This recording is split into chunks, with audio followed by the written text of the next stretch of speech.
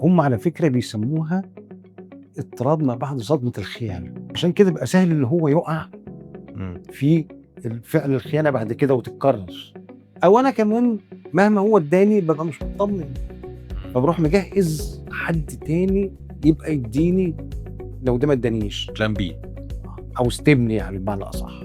كم الوجع في المنطقة دي ضخم جدًا، لإن هو ده بيروح عامل حاجة اسمها تدني القيمة الذاتية.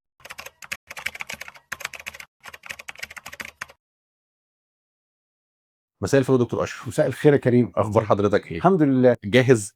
جاهز، بس النهارده شايل الهَم شوية. الموضوع تقيل شوية النهارده. آه. هو إحنا اتفقنا إحنا من الأول خالص إن إحنا كلامنا في السلسلة دي يعني محسوب بدقة أوي، لإن كل كلمة ليها وزنها. إمم. فشايف إن هو مش هينفع نكمل السلسلة دي من غير ما نتكلم كلام مش هاقول علمي، لإن هو إحنا كل كلامنا علمي، بس هاقول من غير ما نشوف الجانب الطبي البحت تمامًا فيما يخص منطقة الخيانة. فكأن السؤال بتاعي بشكل مباشر هو أنا كنت شايل الهَم بس قبل ما تسأل سؤالك، آه. على أساس إن هو أنا حاسس إن هتبقى الكلمات شوية، الكلمات الطبية بالذات تبقى تقيلة شوية، أوكي. وأنا يعني كنت متخوّف من ده، وأنت طمنتني وقُلت لي ما لكش دعوة أنت اللي هتقوم بقى بإيه، بتبسيط المهمة وتوصيل الحتّة دي بسهولة للناس، وهاتينك تعمل كده، اوعى تخلى بيّا بقى. ده على قد ما أقدر كده هيبقى في ترجمة كده للmedical terms اللي هاقولها، تمام. بس يعني هو إحنا فعلًا هنتكلم بشكل طبي بحت عن المُخ بتاعنا. إمم. المُخ بتاعنا دوره إيه ومكانه إيه في المنطقة بتاعة الخيانة دي، إيه اللي بيحصل؟ طبيًا بقى، تشريحيًا، وظيفيًا، عصبيًا، كل حاجة. هو الخيانة أصلًا سلوك مؤقت، إمم. وبينتج عن تفاعل مع حاجات مع بعضها، مش حاجة واحدة بس اللي بتسببها. عبارة عن هو أول حاجة دوائر المُخ، الهرمونات المختلفة في المُخ، تاني حاجة اللي هو الهرمونات والنواقل العصبية اللي في المُخ، إمم.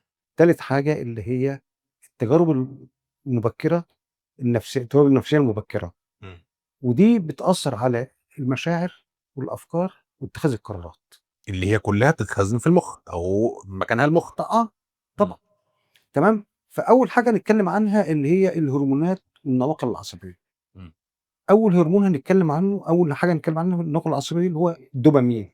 أوكي. الدوبامين ده اللي هو الهرمون المسؤول الأساسي النيوروترانسميتر الأساسي في نظام المكافأة، نظام وده المكافأة اللي هو إنه لمّا الهرمون ده بيُفرز، فالإنسان بيحس إنه يعني حصل على مكافأة أو بيبقى عنده شعور جميل. في بعض الأفعال لمّا بنعملها إمم. بتتسبب في إفراز هذا الهرمون، فالهرمون ده لمّا يتفرز بتدّي الإحساس المتعة ده، أوكي. فبالتالي بتخزّن في المُخ على إن ده فعل كويس فقابل للتكرار، أوكي. تمام؟ حلو. ده مستواه في المُخ العادي من 50 ل200 وحدة، 50 ل200. 200. أوكي. ده بيحصل نتيجة بيتفرز بالمستوى العادي بتاعه ده نتيجة في الحاجات العلاقات الرومانسية، العلاقات الجنسية، التلامس الجسدي، بعض الحاجات مثلًا زي الأنشطة التانية الأخرى مثلًا زي الرياضة، الأكل، بتاع الحاجات دي كلها بتسبب كده، أو الواحد بيكون عطشان ويشرب بتتفرز في البتاع. إمم. في حالة بقى الخيانة الجنسية إمم. نتيجة الإثارة اللي موجودة ونتيجة تجربة شريك جديد بتتفرز بكميات أكبر، أعلى من 200 وحدة. أعلى من 200، إمم. فبالتالي بيبقى له بعد كده الأولوية وقابل للتكرار. آه. وتكراره ده ممكن يخلّي يبقى بدل ما هو يعني سلوك مؤقت وكده، لأ يتكرر يبقى نمط سلوكي.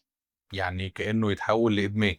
بالضبط. معلش لو إحنا اتفقنا إن أنا هاسهّل كده، فلمّا أقول إمم. بقى إنه الموضوع يضرب معايا فوق ال200 وحدة، 250، 300 وحدة، اللي هو زي اللي متعوّد إنه يسوق عربيته على 120 وفجأة أنت بتقول له لأ براحتك بقى اطلع على 220، فإحساس جبار، آه. فيخلّيني عايز أكرّره. ده بقى بيحصل بقى بيخلّي اللي هو الإيه، المُخ يتعوّد على المستويات العالية دي، فبيطلب الفعل ده تاني، أوكي. تمام. وده خطورته. إمم. تاني هرمون اللي هو الأكسيتوسين، ده هرمون الارتباط والثقة إمم. والعناق، وده من أهم الحاجات اللي هي بتقرّب البشر مع بعضهم، بيتفرز نتيجة العلاقات الرومانسية والعاطفية والتلامس الجسدي. إمم. وده حتى بيتفرز في عملية الرضاعة، صح. وده بيخلّي في علاقة قوية جدًا ما بين الأم ورضيعها، حاجه كده بتبقى لها حاجه خاصيه بتاعتهم يعني، في حاجه كده خاصه بينهم الاثنين.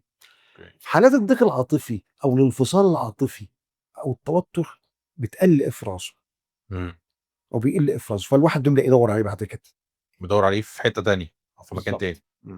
تاني. في اللي هو هرمون الفازوبريسين، طول عمرنا كنا عارفين الفازوبريسين ده بتاع تنظيم الضغط، تنظيم الميه في الجسم. مؤخرا في بعض الابحاث اكتشفت ان له حاجات مربوطه بالعلاقات الاجتماعيه، ده بتاع الارتباط الطويل الامد، اوكي، وبتاع الحمايه، وبتاع الغيره. يعني ده اللي بيساعد على ان العلاقه تبقى طويله الامد وفيها الاحساس بتاع الحمايه والغير. اما بيقل مستواه، وده بيقل نتيجه مثلا ممكن تحصل امراض مناعيه تقلله، ممكن يحصل اورام في المخ، ممكن يحصل مثلا حادثه، استئصال الغده النخاميه، حاجات بالشكل ده ممكن تقلل افرازه، فبتقل القدره على ان انا اخش في ايه، في حاجه طويله الامد. يعني مبقاش عندي القدره او المثابره ان انا اكمل في علاقه طويله الامد.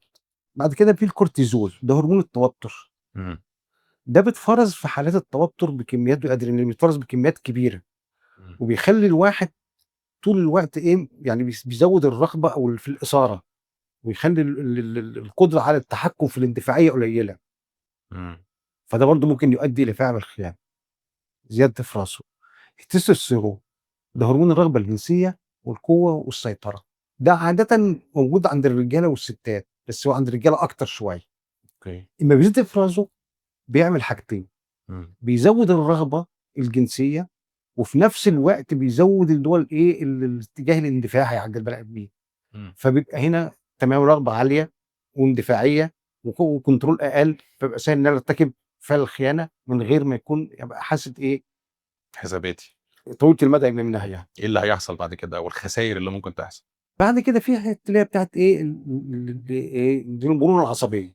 المرونه العصبيه اللي ده كده ده جانب النواقل العصبيه والهرمونات. بالظبط كده. في حاجه بقى كمان المرونه العصبيه. المرونه العصبيه اوكي. اللي هو قدره المخ على التكيف والتغير نتيجه الاحداث. احنا لما بيبقى في سلوك معين بنكرره كتير، بتكون له مسار عصبي جوه المخ، ويبقى سهل جدا اي مؤثر مرتبط بهذا الفعل يروح ممشي المسار العصبي ده بسرعه جدا. تمام. تكرار فعل الخيانه بيكون مسار عصبي، المسار العصبي ده بيكون نمط وبيكون عاده، ويبقى صعب كسرها. وهي معززه اصلا كمان بتاع فكره ان هو الدوبامين المفروز كتير، فبيبقى الرغبه في انها تعملها كتير ومعززه بالرغبه دي. اوكي. تمام. ده كانه طريق بيتحفر جوه الدماغ. بالظبط. وسهل بعد كده. وكسر العاده ده صعب الا بعاده تانية تكون عاده صحيه. اوكي. وزي ما ده بيسبب الخيانه، في العلاج بنعمل ايه بقى؟ بنكون مسارات اخرى تكون صحيه، فنكسر العاده دي اللي ما تتكسرش الا بكده، اوكي. الا بمسار تاني يحل محل ده. انا بفكر كده في الكلام بقى، فكانه ايه، انا بقول لنفسي طب يعني هو البني ادم ناقص لما يتحط له حاجه اسمها نيوروبلاستيستي اللي هي المرونه العصبيه، فلما يعمل حاجه غلط وتعجبه فيتحفر جواها طريق ومخه يفضل يعمل له البتاعه دي. بس حضرتك بتقول دلوقتي ان هو هي دي ممكن تبقى مكمن المشكله وفي نفس الوقت الحل. ان انا ممكن عشان موجوده المرونه العصبيه دي انا ممكن اعمل طريق جديد. بالظبط. ده انا هقول لك على حاجه بقى في المرونه العصبيه دي بتكوين العادات دي. انا كنت بشرب سجاير. اوكي. والحمد لله ربنا كرمني بطلتها. الحمد لله، عقبالنا كلنا يا رب. تمام. لما بطلتها كان فاضل على شهر رمضان 6 شهور. 6 شهور. اول يوم رمضان يعدي عليا بعد ما بطلت السجاير، بعد 6 شهور. بعد 6 شهور. بعد الفطار مباشره قفشت نفسي بدور على السجاير في جيوبي، وانا اصلا ما بشربش.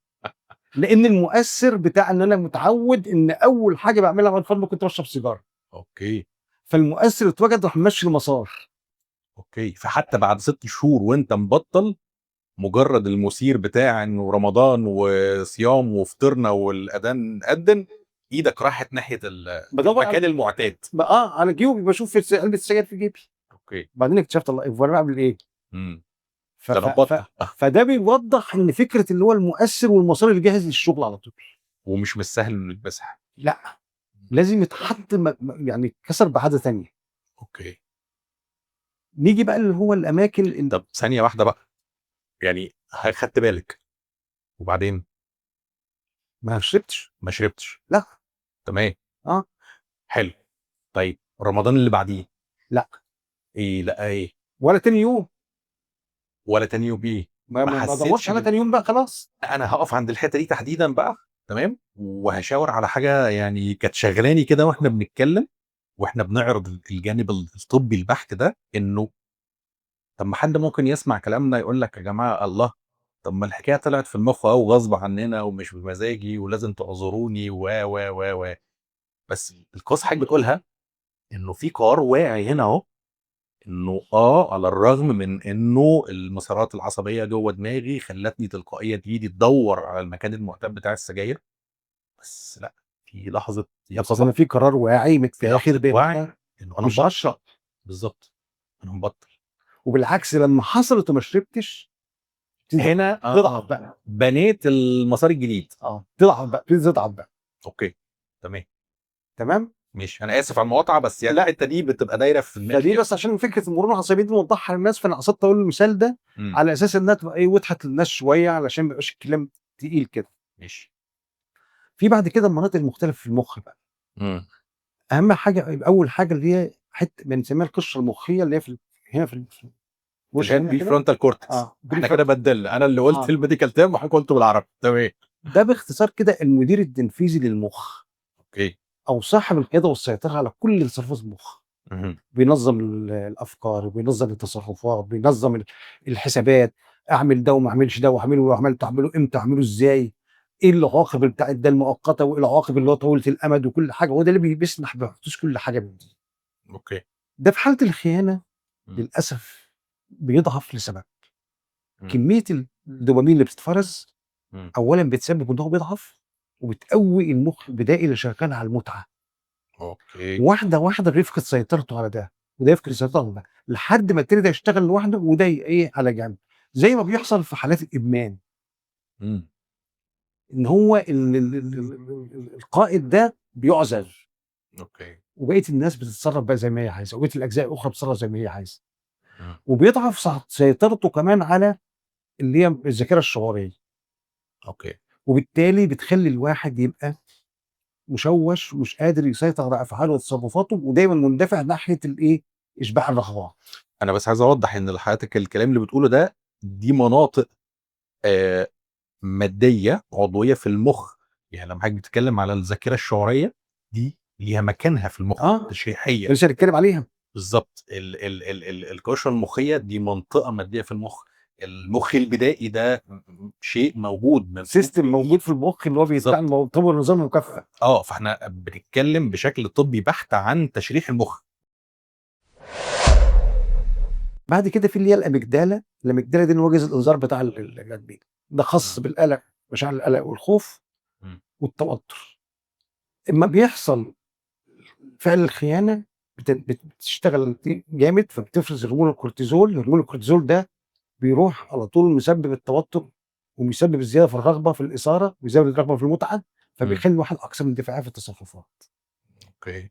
فعشان كده بقى سهل ان هو يقع في الفعل الخيانه بعد كده وتتكرر. اخر حاجه اعتقد انه الجانب بتاع النشوه او المتعه بتاعه الفعل الجنسي او بتاعه الخيانه بيبقى ليها دور مؤقت ولحظي، ان هي بتهدي التوتر اللي موجود بقاله فتره، فكانه عشان اقلل التوتر فاروح عند الحته دي، وبعدين ده تاثيره مؤقت فبعد شويه ارجع تاني للتوتر، وبعد شويه ارجع تاني للحته دي. ما هو في متعه، وكل شباب عايز المتعه دي يروح لها تاني. متعه عايز يروح لها تاني. فكاني بطفي التوتر بالمتعه احيانا، بس هي مؤقته، ارجع اتوتر تاني. بالظبط. في بقى كمان اللي هو التجارب النفسيه المبكره، اللي هي علاقتنا بالناس اللي هم كانوا اساسا بيقدموا لنا الرعايه واحنا اطفال او لسه بيبيهات شهور او كده، والرسائل اللي بتوصل لنا منهم في المرحله دي، وده غالبا بيبقى الاب والام والاخوات والزمايل والمدرسين والمدرسه وكده يعني. ساعات بيبقى في ده بيكون نظام التعلق عندنا.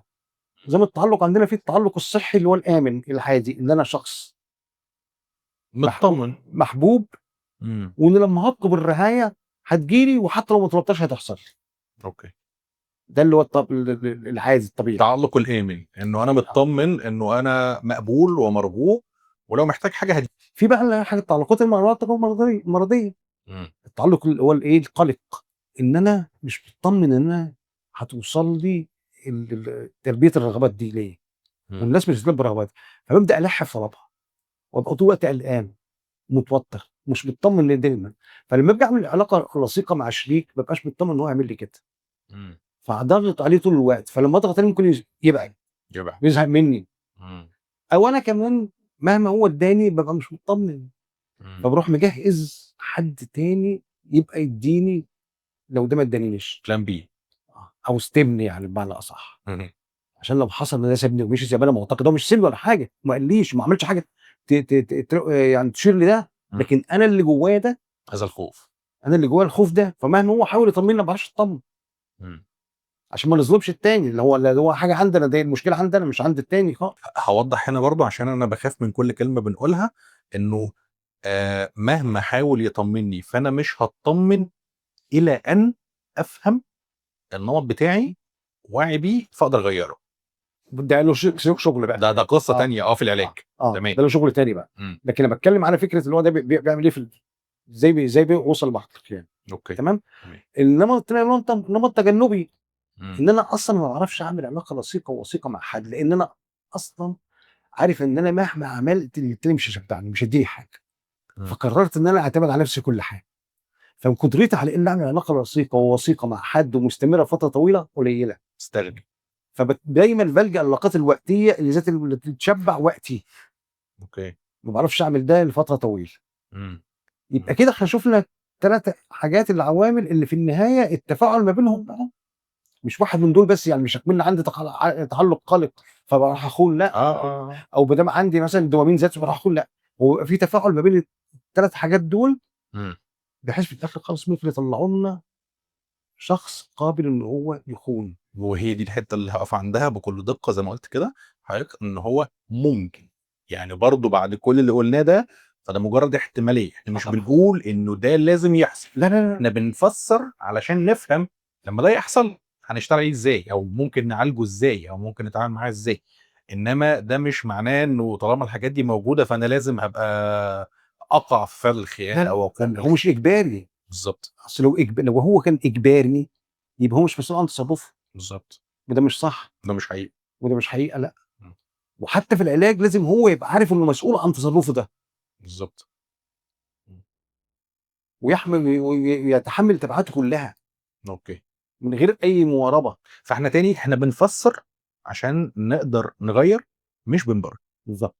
طيب فكده اقدر اقول ان احنا عندنا المخ، لما نتكلم على البيولوجيا العصبيه او التشريح بتاع المخ في المنطقه دي، فاحنا عندنا يعني انا بلخص كده، عندنا حاجه النواقل العصبيه، الكيمياء والهرمونات بتاعتنا اللي شغاله تمام، دوبامين سيروتونين وهكذا، والمناطق التشريحيه اللي في المخ نفسها تمام، وحط معاهم كمان التجارب بتاعت النشأة المبكرة وايه اللي حصل معاك. تمام. طيب كده احنا يعني فهمنا الجانب دوت، فعايزين نسأل على جانب تاني بقى، هو اللي بيحصل في حقه الخيانة، الشخص اللي بيتخان، ايه الاعراض بقى النفسية اللي بتظهر عليه وتبان عليه؟ لما الواحد بيتخان ده بيبقى حدث مزلزل، م. وبيعمل صدمه نفسيه عميقه جدا، م. وبيسبب للواحد ان هو بيفقد توازنه، وما بيبقاش قادر يواجه الحياه في التوقيت ده. م. وبتظهر عليه شويه اعراض نحاول نقولها كده. اول حاجه اللي هو فكره الافكار المتطفله والصور المتطفله. افكار عن الخيانه بقى، وانا اتخنت ليه، واللي خاني عمل كذا وسوى كذا، ولما كان بيعمل كذا وكان بيتكلم في تقول، والصور بقى صور بقى اللي هو اللقاءات او الحاجه او اللي انا شفتها او الاثار بتاعه الخيانه او كده، دي بتفضل يعني تتطفل على المخ، ودي بتسبب الم صعب جدا، الم عاطفي صعب جدا، وده بيخلي الواحد تفكيره مشوش وقدرته على التركيز قليله. هل اقدر اقول انه الوصف اللي حضرتك بتوصفه ده، انه هنا لما بتيجي الافكار المتطفله دي او المشاهد دي فهي بنفس الوصف بتاع البي تي اس دي اللي هي لما بتيجي على دماغي الفلاش باكس، فهي مش مجرد بتيجي كانها ذكرى بس، لا ده بتيجي كاني لسه عايشه دلوقتي حال تاني بالظبط بنفس الالم وبنفس الوطأه بتاعتها. هم على فكره بيسموها اضطراب ما بعد صدمه الخيال. على زي اضطراب ما بعد الصدمه بتاعت بيتكس دي مش ترم علمي، امم لا، بس بيتاخد عشان التشبيه اللي انت قلته ده، اوكي بيتقال كده. تمام. تاني حاجه بتحصل شبهها برضو الاقتران. امم الاقتران دي ايه بقى؟ من اللحظات اللي هي بالذات اكتشاف الخيانه، امم وكل شويه الصوره تروح ضربه في دماغي، طالعه في دماغي، طالعه في دماغي. الاقتران ده بيروح عامل كده. وفي نفس الوقت كمان بقعد اتخيل هو شريكي ده دلوقتي بيعمل ايه مع اللي كان بيخونه، او كان بيعمل معاه ايه، واقعد اتخيل بقى صور كده من دماغي انا بقى، ده مش واقع شفته، لا بتخيل حاجات بقى من دماغي انا. اوكي وده برضه بيسبب الم عاطفي شديد جدا. اكيد. نتيجه اللي حصل ده بقى بيحصل حاجه اسمها الايه، اليقظه المفرطه. اليقظه المفرطه دي مش يقظه حلوه، لا، ده واحد متوتر وعمال يدور ويشوف وبتاع، وحاسس بالشك وفي شك في كل حاجه. فالسؤال اللي يجي في ذهنك، طب شك ايه اذا كان هو خلاص تاكد انه بيخونه فما عادش فيه شك؟ امم لا، الشك فيه هو نفسه شخصيا، في نفسي وفي قدراتي. اوكي. والشك كمان الاكثر ايلاما هو الناس شايفاني ازاي دلوقتي اه بعد ما اتخانق. شكلي ايه؟ يعني شك مش دي بس ان انا شكيت في نفسي، لا ده انا كمان خايف وشاكك الناس شايفاني ازاي. وبتقول عليا ايه ومقيماني ازاي. مم. كم الوجع في المنطقه دي ضخم جدا، لان هو ده بيروح عامل حاجه اسمها تدني القيمه الذاتيه مم. والشعور بالدونيه، واشوف نفسي اقل. اقل بكتير. مم. وده بيخليني افقد الثقه. اوكي. فقدت الثقه في مين بقى؟ في شريكي طبعا، خلاص. اول واحد. مش في شريكي بس، وفي نفسي، وفي قدراتي، وفي مم. قيم، في معتقداتي. والخيانه بتخلينا نشوف العالم اكثر تهديدا، مم. فبنفقد الثقه حتى في اللي حوالينا، وبنفقد قدرتنا على الاحتفاظ بعلاقاتنا او تكوين علاقات جديده. دي ضربة قاتلة. يعني كم يعني ايه ضربة نووية، شك في كل حاجة ما يعني. احنا قلنا في الاول ده تسونامي. اه تمام. اما ده بيحصل خلال الخيانه، بتحصل نوبات من القلق والتوتر العالي جدا، مم. ومبقاش قادرين نسيطر عليها. دي ممكن تزقنا ان يجي لنا نوبات هلع. مم. اوكي. عشان كده بيحصل حاجه اسمها التجنب. التجنب ده اللي هو ايه؟ ان انا اتجنب اي مؤثر يفكرني بما حدث. ده بعد فترة بقى، يعني اللي حضرتك بتوصفه ده بيقعد انا طول الوقت عمال بعمل شهور بقى مع البني ادم. حيل دفاعيه ان اه اقلل اللي بيحصل ده. الاثار الجانبية اللي بتحصل دي. عمال اعمل حيل دفاعيه عشان اقللها. مم. مم. اتجنب اللي هو الايه، المواقف او الاماكن او الحاجات دي كلها وابعد عنها. مم. طب ده ما ينفعش، ما اطمنش. ادخل في حاجه اسمها الخدر العاطفي، ان انفصل بقى عن الواقع، وانفصل عن نفسي، وانفصل عن اللي حواليا، واسكن الحاجات، وكاني مثلا ايه، واخد حاجه مسكنه كل الالم ده. خدر عاطفي. اه اللي هو يعني عشان بس الناس تبقى فاهمانه، اللي هو زي ما كاني مثلا احط بنج موضعي كده، انا واعي وكل حاجه بس هحط بنج موضعي في حته انا مش حاسس بيها. فده اللي بيحصل معانا بالظبط مع مشاعرنا، انه خلاص انا فصلت نفسي عن الشعور. ده خطورته ايه بقى؟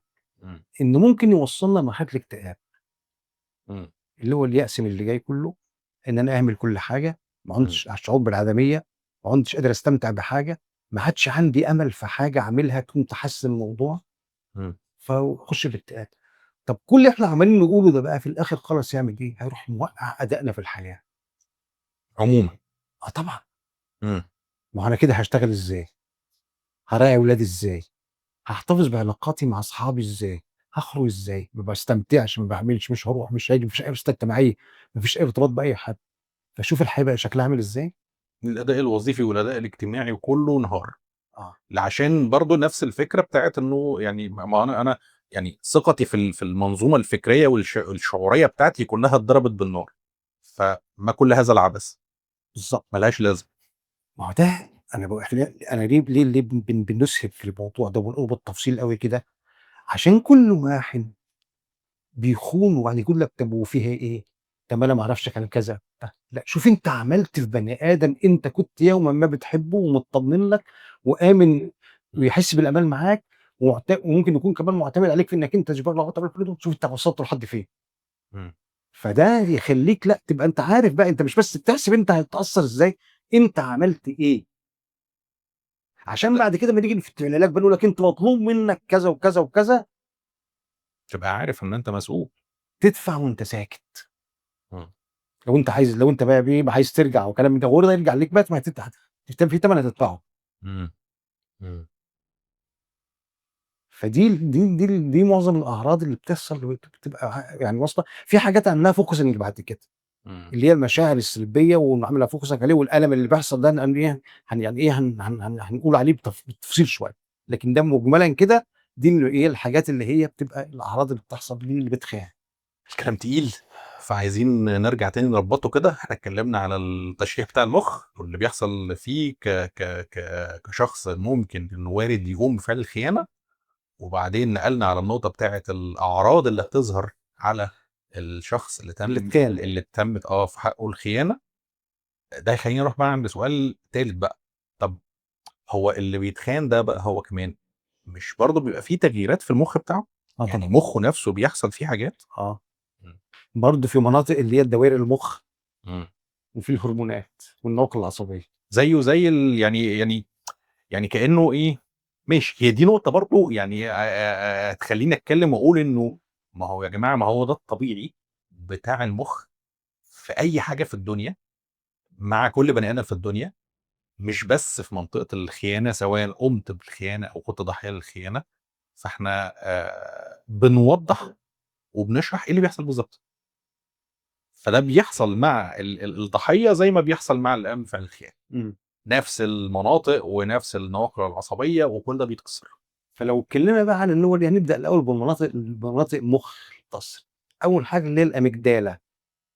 تمام. وخد اللفظ كده وخلاص بقى، هو اسمها كده، اسمها الاميجدالا، او هنقول المنطقه في المخ اللي هي بتبقى جهاز الانذار اللي بتروح منوره وتدق جرس انذار ان في خطر. دي مختصه بالتعامل مع واقع الفعل والخوف والضيق العاطفي. لما بيحصل الخيانه دي بتبقى نشطه جدا وتنشط جدا، لان في خطر مهدد للبني ادم، فدي بتنشط جدا. دي اللي بتعمل بقى اليقظه المفرطه اللي حضرتك قلت عليها من شويه. دي مش يقظه حميده، دي يقظه صعبه. بالظبط. دي بقى بتروح دي لما بتنشط جدا بتفرز لها هرمون الكورتيزول، هرمونات التوتر، هي الكورتيزول والادرينالين. دول لما بيتفرزوا جسمانيا بيعملوا ايه بقى؟ بيزودوا ضربات القلب، بيزودوا توتر العضلات، بيزودوا اللي هو التعرق، بيزودوا الضغط، بيأثروا على الجهاز اللي هو على القلب، بيأثروا على الجهاز الهضمي، مقاومه الانسولين. كل ده بيأثر على لما بيحصل التغيرات ده والهرمون ده بيتعامل بالشكل ده. ده بيروح مؤثر على حاجتين تانيين. بيأثر على اللي هو بريفرونتال كورتكس، بيضعف قوته وسيطرته على اللي احنا قلنا عليه المدير التنفيذي. واللي هو واتصاله ببقيه مراكز المخ التانية. في نفس الوقت بيشغله زياده، بس مش شغل اللي هو بينتج حاجات ابداعيه او حاجات مهمه او حاجات كويسه. اوكي. فلما بيشتغل زياده ويبقى في نشاط زياده، بيطلع له الايه اللي احنا قلنا اللي هو الصوره المستفضه والافكار المستفضه والاكترار. جايين من الحته دي. يعني هيشغلوا بزياده، بس برضه في اتجاه الغلط، في منطقه مفرطه، منطقه مش هي المنطقه المنتجه المفيده. يعني مش هيخليه مثلا يشتغل زياده فيعرف يسيطر على بقيه اجزاء المخ وكمدير تنفيذي بقى ويتصرف صح. لا، ده افكار متطفله وصور متطفله ويخش في حته ثانيه خالص. بالظبط. في بقى بعد كده بيأثر على ايه اللي هو المراكز دي، الجزء بتاع اللي هو الايه الذاكره الشعوريه والتنظيم الشعوري، برضه وظيفته بتضطرب. فنتيجه لكده المشاعر بقى بتبقى مضطربه متناقضه مرتبكه، مش مترازمه مع الواقع ولا اللي بيحصل، فايره ومتلخبطه، وبتطلع بيحصل فيه تقلبات مزاجيه عاليه جدا، ونوبات حزن شديده، ونوبات غضب عارمه. غضب طبعا. نوبات غضب عارمه، وهنقول بعد كده هو الغضب العارم ده وظيفته ايه، ليه بيطلع بالشكل ده. اوكي. مبدئيا كده هو بيخفف الالم. كنت لسه اقول حاجه، هو دايما في ارتباط ما بين الحزن والغضب. الحزن الم، والاحساس بالذات الم. الغضب بيطبطب على الواحد شويه، بيهدي تمام. فبيخلي الواحد قدرته على تنظيم مشاعره، قدرته على اخراجها بشكل سليم، قدرته على ان هو يركز، دي بتقل. اوكي. وفي نفس الوقت الاتصال ما بين البريفرونتال كورتكس اللي هو اللي احنا قلنا اللي هو المدير التنفيذي ده والجزء المسؤول عن الذاكره الشعوريه والتنظيم الشعوري ما هو ده بينظم ده. لا الاتصال ده بيقل، بيتقطع، بيخلي المشاهد دي كانها بتنطلق بدون ما يكون لها حساب، دفعات او دفقات يعني ما فبنبدا نتصرف بشكل مختلف عن ذواتنا الحقيقيه. مم. يعني اي مؤثر صغير كده او اي حاجه يفكرني بفعل الخيانه على طول بيروح مطلع الدفعه الشعوريه دي، فيطلع تصرفات غير منضبطه وغريزيه وفطريه مش محسوبه. خالص مش طبيعتي، مش شخصيتي، مش انا. مم. مم. وده هيأثر طبعا على ادائنا في الحياه. برضه ارجع تاني عند الاداء الوظيفي والاجتماعي بتاعنا في الحياه. ده اصله هنا. مم. طب ما ده لما يحصل بالشكل ده والمشاعر السلبيه تبقى موجوده بالقوه دي، هيبقى عندنا حاجات زي مثلا الدوبامين اللي هو بتاع المتعه اللي احنا كنا قلنا لما بيزيد بيروح عامل يعزز فعل الخيانه ويحوله لعاده ويبقى احنا عايزين نعمله، لا هنا هيقل. اوكي. فنبقى حاسين بان احنا مش قادرين نستمتع. مم. وفي نفس الوقت برضه اللي هو الاكسيتوسين اللي هو هرمون اللي هو الالتصاق والثقه والحميميه والحب وكده بيقل. وفي كمان اللي هو هرمون اللي هو السيروتونين بيقل، فبيعمل حالات اللي هي الحزن، اللي هو انا قاعد بنفصل تدريجيا وشعوريا عن كل حاجه، عن العالم من حواليا وعن شريك حياتي اللي هو اصلا كان السقف دوت، وعن اسرتي وعن اصحابي وعن شغلي وعن شغفي وعن اهتمامي. في عرض بقى انا اجلته لحد الاخر اقوله تبع الاعراض، بس علشان يبقى واضح بقى لما مثلا ايه ما عادش عندي ثقه وعاد في عدميه وعاد في الم صعب جدا وعاد في اللي هو ما عادش فيه متعه، مش قادر افرح ولا قادر اتبسط ولا قادر اعمل اي حاجه، ودخلت في اكتئاب ومش عارف اادي حياتي طب الالم ده كله هستحمله ازاي بقى؟ لازم يبقى في حاجه تخفف الالم ده بقى. الغضب هيخفف شويه لكن يرجع تاني. بيخفف مؤقتا. بالظبط. مم. اللي هي بنسميها السلوكيات الادمانيه التعويضيه. اه. مش زمان في الافلام الابيض والاسود بتاعت زمان مم. لما كان الواحد بيتخان او بيقع او حبيبته بتسيبه او حتى كان بيروح فين؟ المشهد التاني على طول في البار. ويشرب. اوكي. اللي هي دي السلوكيات التعويضيه، ادمان بقى يا اما مواد مخدره يا اما ادمان سلوكيات ادمانيه. اوكي. علشان ابتدي اغلوش على الالم الفظيع اللي جوايا ده واتوه عنه وافصل عن الواقع بجد بقى. ما انا كل حاله الدفاعيه اللي عملتها دي قبل كده ما جابتش نتيجه او ما نفعتش او وقعت التاني. مم. فهضطر اعمل ده. خليني اشاور على حته كده برضو يعني معلش دي من يعني ايه من سياق الشغل. هل ممكن نعتبر انه احنا بنتكلم دلوقتي ان هو السلوك الادماني اللي هروح له زي ان انا زي ما اكون في الافلام بروح على من البار واشرب، هل ممكن نقول انه بعض التصرفات اللي هي بتزيد فيها السيطرة وتستمر كنمط، هل ده ممكن نشوفه برضه كسلوك إدماني بيعوّض الألم الشديد ده؟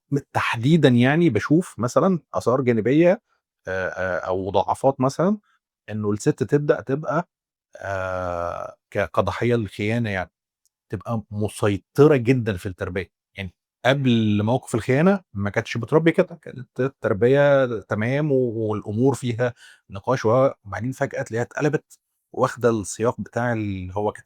ما هي السيطره دي جايه منين؟ هي تبدو انها سيطره إمم.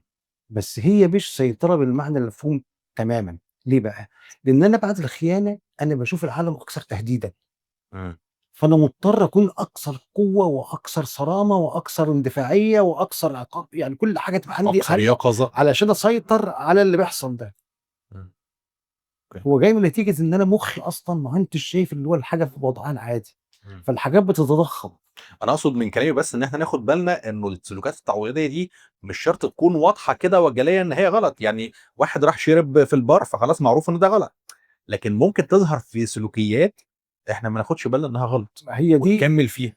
هو ده ما هو ده ليه بقى؟ لان هو نتيجه ان هو ما فيش كنترول اصلا على ما هي في مشاعر. إمم. مشاعر بتعمل افكار تعمل سلوك. إمم. اصلا ما عادش فيه كنترول على دول الثلاثه دول، فبتطلع الافعال بعد كده ضخمه ومش متناسبه مع الفعل. فلو ابني مثلا ارتكب خطا فانا ما كنتش شايف الخطا اللي هو بحجمه فعاجبه على قده او اتصرف على قده، لا انا بقيت شايف ان دي حاجه مهدده وكبيره جدا، إمم. فيطلع رد فعل على اساس ضخم جدًا، ضخم جدا. مش متناسب مع حجم ده ما في فوضى في ما فيش الاداره اللي بتنظم بجد. المدير التنفيذي عطلان بالظبط. مشغول في حاجات تانية. اه الافكار الملحه فعشان كده تلاقي في سلوكيات واضحه خالص، وده بيخلي الواحد حتى في شغله مش قادر يركز، ومش قادر ياخد قرارات صح، ومش قادر يتفاعل مع زملائهم اللي حواليه صح. فده بيروح موقع الدنيا كمان في الشغل، فيزيد تاني ده القيمه الذاتيه، فيزيد الالم، فيزيد الاحتياج للسلوكيات التعويضيه، فنبقى داخلين عارف اللي هو دايره مفرغه. انت دخلت في دايره عمال زي ما تكون بتحفر تحت رجلك، مم. فكل ما تحفر تنزل زياده، تنزل كل ما أكتر. تحفر تنزل زياده. مش عارف اقول ايه، الموضوع مرعب. انا بس نفسي ان احنا يعني يكون الكلام يعني قدرنا نوصله بشكل بسيط شويه، والناس تقدر يعني ايه تتفاعل معاه بشكل طبيعي يعني وكده. احنا بنحاول كمان نجيب الامر من كل الجوانب عشان نفسره ونوضحه من كل الجوانب، عشان تبقى عندنا صورة كاملة، ما يبقاش عندنا صورة مجتزأة او يبان ان احنا مثلا منحازين لطرف او بنهاجم طرف او بندافع عن طرف. لا، احنا بنشوف القصة كلها على بعضها بكل الاطراف اللي فيها. وهو ده هيخدمنا بعد كده في لما نيجي نصمم البرنامج العلاجي اللي هو الاتخان ده، هيخدمنا في ان احنا فاهمين ازاي نخليها تعافى من اللي حصل، ازاي يشتغل على كل ده.